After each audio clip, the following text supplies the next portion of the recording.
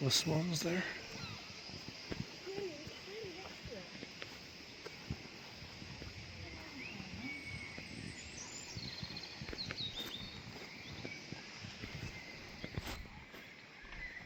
The pond. It's an attraction for a lot of people in the town. It's like people come up here, chill, picnics, feed the ducks, swans. You can walk right around the pond in a big loop. Nice for scenery, exercise, mental health, whatever you want. Like I say, that's the tree line over there.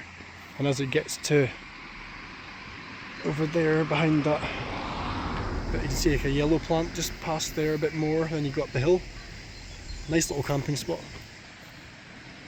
Right, not too much to show really now. All the scenery is slowly drawn to a close as I get closer to the high school.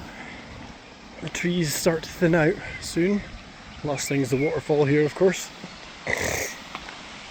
It should be flowing half decent. There's been some wet. I've seen it flowing a lot heavier than that though.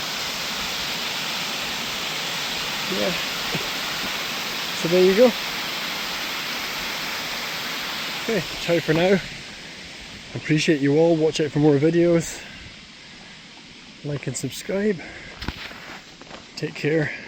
And yeah, bye bye.